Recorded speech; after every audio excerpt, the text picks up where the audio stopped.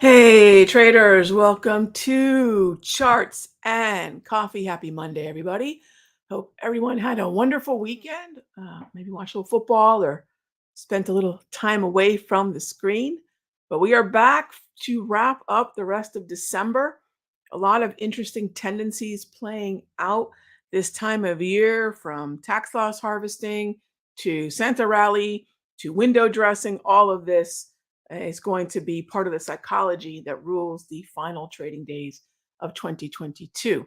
All right. So with that being said, we haven't put a bow on it yet. Let's see what we're dealing with as we wake up to this Monday morning's action. Inside candle right now on the S&P. So last week's Friday weakness with options expiration, we're definitely seeing market participants tap the brakes on the sell-off from really Thursday and Friday. As we go here into Monday, just sort of a pause candle, not a rally candle, simply a pause candle. The place that I'm watching most closely, however, is the Dow. The Dow, in terms of resilience, in terms of relative performance, is the most bullish of the indices. And a lot of folks ask, hey, Rod, what about the Russell? Gang, remember this. The Russell, much like the S&P and the NASDAQ, have not been trending. The Dow has. And the Russell, unlike the S&P, the NASDAQ, and the Dow, is weighted with different components. It's weighted with different symbols, and it's different sectors, and it's an index that is not high concentration weighted. So it does behave in a way markedly different than the other three. So I don't actually pay a lot of attention to the Russell because it's not necessarily reflecting the composition of the markets as we measure it, as we know it. So keep that in mind. Yes, small caps can be interesting. Regional banks can be interesting in terms of what they're saying about risk appetite in certain corners of the market. But please don't think what the Russell does is necessarily indicative of what other averages are going to do. It's simply a different recipe, right? In terms of what's within the Russell. Okay, so with that being said, gang, let's go ahead and jump into the questions, and kicking it off with good morning, Stephen. What are my thoughts on long FCX? I am very interested in a long position in FCX. This is something that was definitely a discussion. I believe it was Friday as we did the Ask Me Anything session.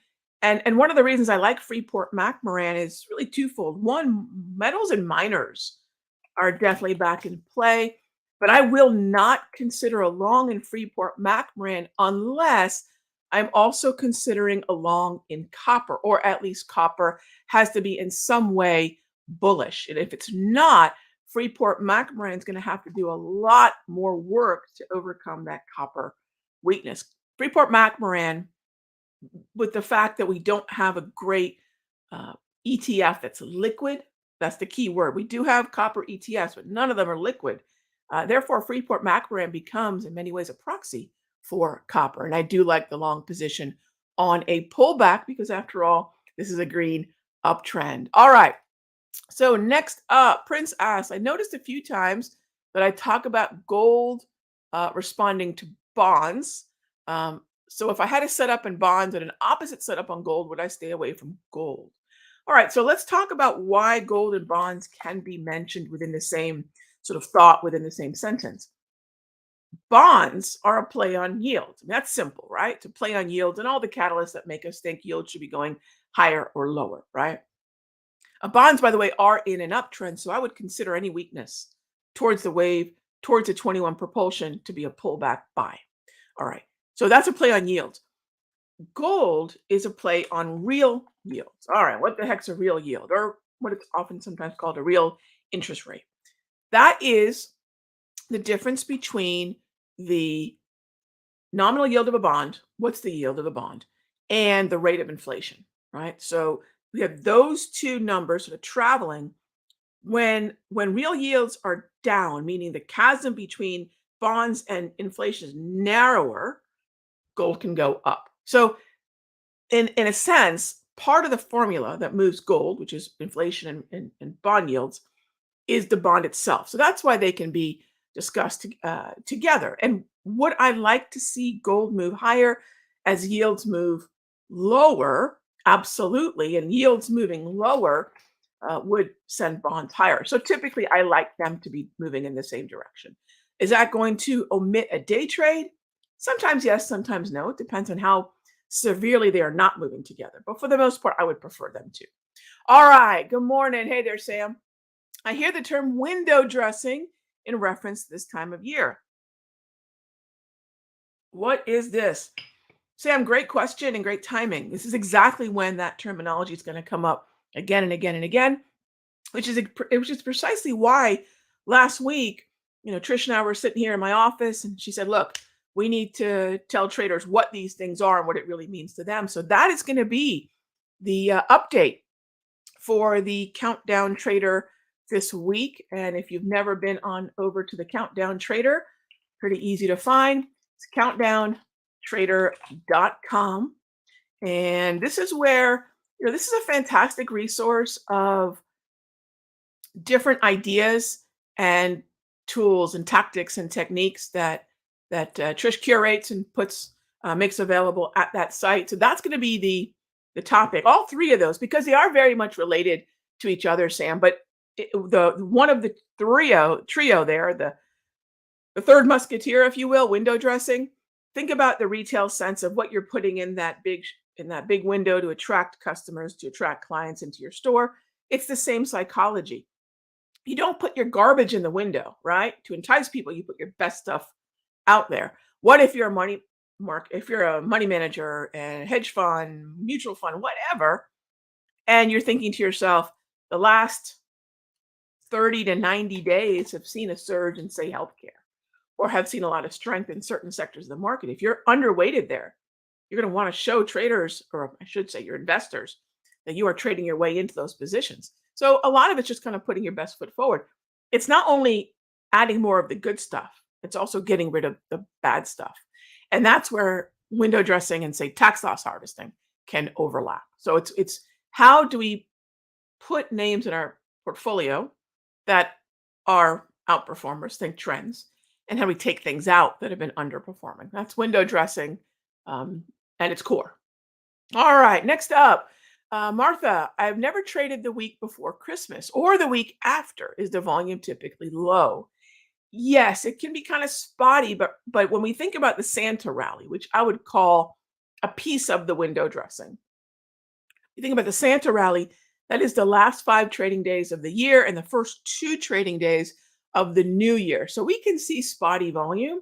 But overall, if, look, Martha, if you decide that you haven't traded this window, I would say day trading would be an interesting way to go about handling this. If not, oh gosh, take the time off. I would never say these are the 2 weeks that make or break your year. Look, I remember reading many moons ago that, say, Toys R Us. You remember Toys R Us? I was a Toys R Us kid. I grew up in that, right? Toys R Us was amazing.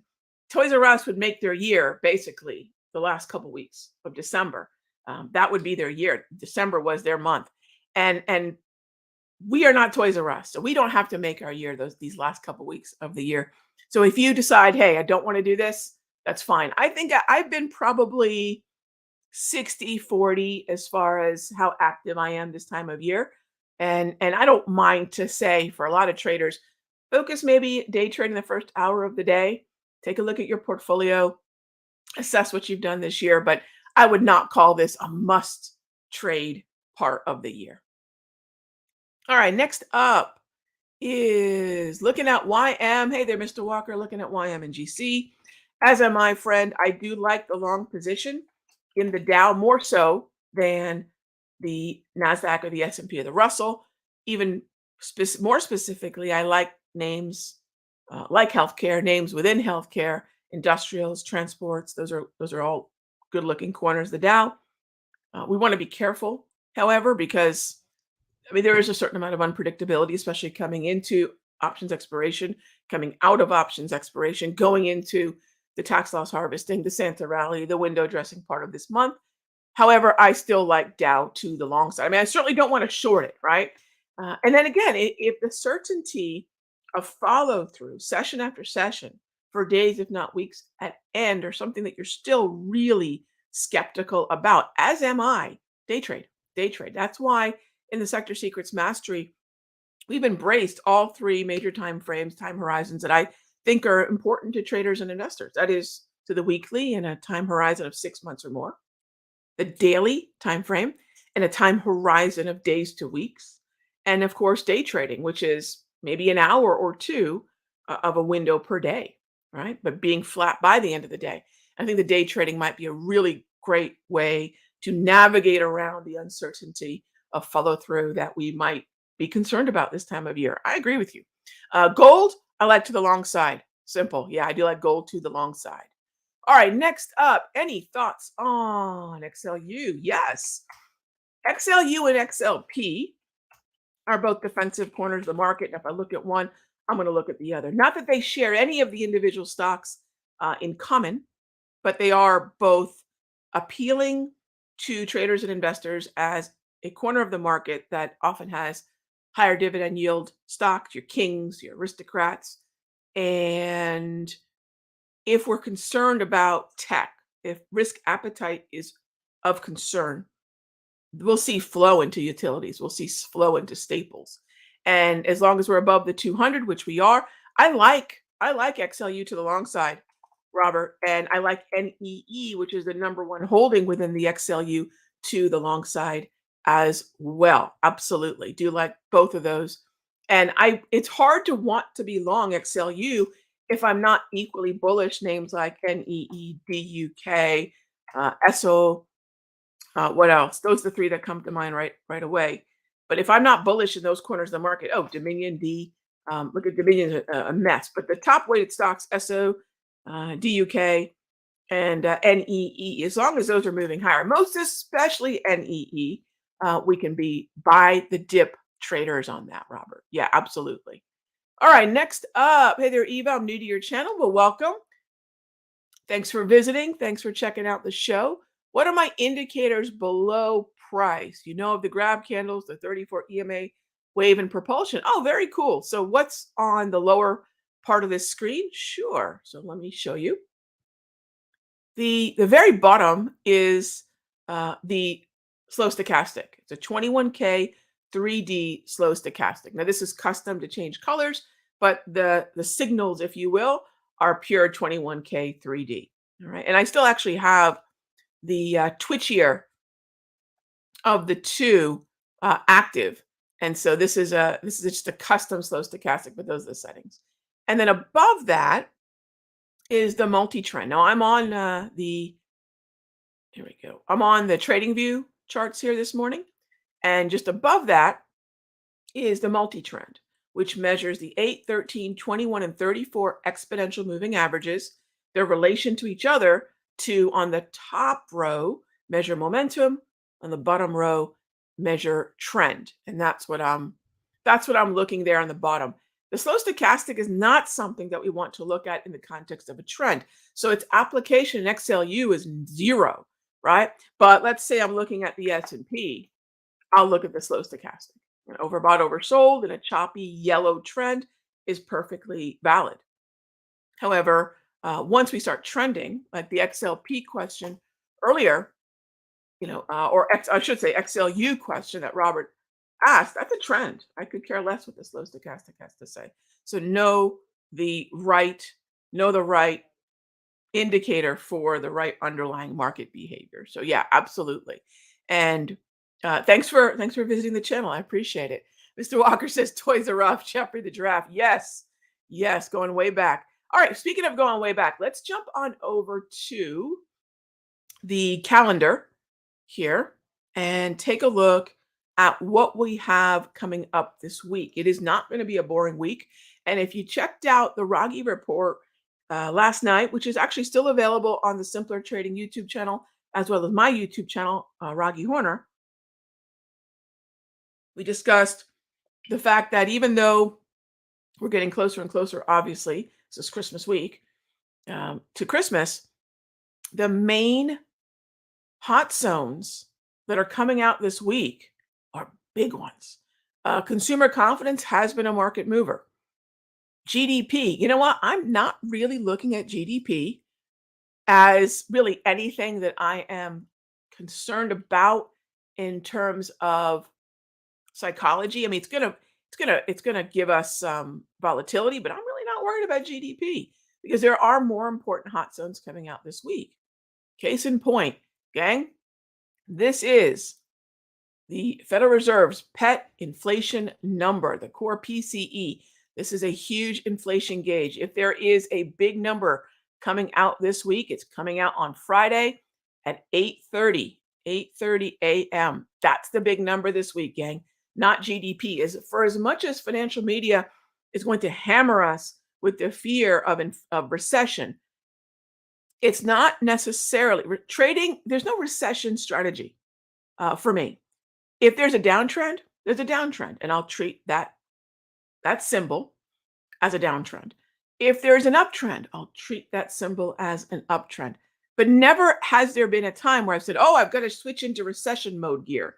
No, not in any way. Remember, recession takes 6 months to even confirm, and 9 months to see if it's still in play or if we're coming out of it. And most of the time, the higher probability chances by the time we get to the third month, remember, this is a quarterly assessment. By the time we get to the third month, we're usually already coming out of recession. We've bottomed out and we're turning the corner. So again, it's one of those things that's going to be made of a big deal on television, but it's not really a big deal to us as traders. Economic slowdown is economic slowdown. We're going to feel that long before some economist wants to grace us with their opinion of the fact that we're in a recession. No knock to them, but they're not traders.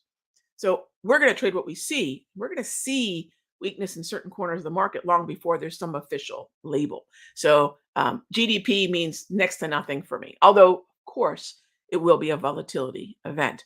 Core PCE, keep an eye on that one, gang. It's going to be a big one. All right. So then let's take, I'm going to show you one other thing here, gang. And if you have questions, feel free, gang, to type them in. I'll keep an eye on that. But let me show you something else. Here we go. I get a lot of questions, and this is going to be part of what you'll see discussed over at countdowntrader.com. And can you all see that? It looks so tiny. All right. Take a peek. This is the 23rd of December to the 30th of December, which would be considered the last 5 trading days of this year. You look at the little, I know it's kind of small. See that little blue squiggle right there? Right here. A little blue squiggle moving up. That's your Santa rally phenomena. That's your Santa rally, the implications for the Santa rally there. So keep an eye on that. And this is the last 15 years, the last 25 years. Wow, even more pronounced. Look at that. What about the last 5 years? Whoa. Okay, so it's a tendency, not a trade, to see that surge as we wrap up the month of December. All right, next question. JR asks, what QQQ ETF matches with the SPY? QQQ is an ETF and SPY is an ETF. So I'm wondering what QQ ETF matches with SPY. Wondering the difference between QQQ Trust Series. Oh, the different Qs. Oh gosh. Okay, so the best thing that I would tell you to do is head on over to, say, something like Yahoo Finance, or my preference is to go on over, which I'm doing right now, to etfdb.com. And I don't know what the difference in terms of holdings are, but I will tell you this, gang.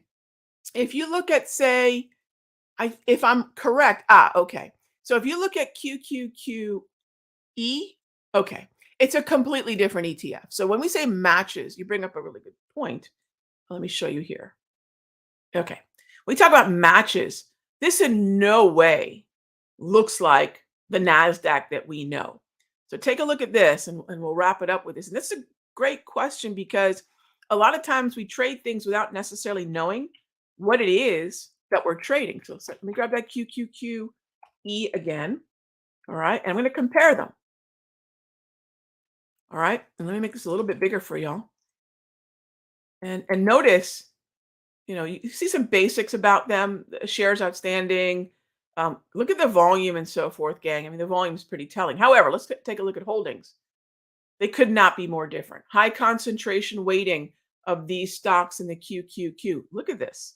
This is in no means indicative of what the QQQ, the NASDAQ 100, would be, right? And the same thing goes for NQ, right? NQ is going to look like QQQ. So if I'm looking at the NQ or even the MNQ, this is the way that will be. And then if you look at QQQE, completely different set of symbols. And therefore, it's really not apples and apples. It's more like apples and kumquats, right? All right, gang. So thank you as always for being a part of our Charts and Coffee show. Check out Countdown Trader this week. Have some great updates coming to you about Santa rallies, tax loss harvesting, and window dressing. I will see you all tomorrow, same time, same station. Be good to each other.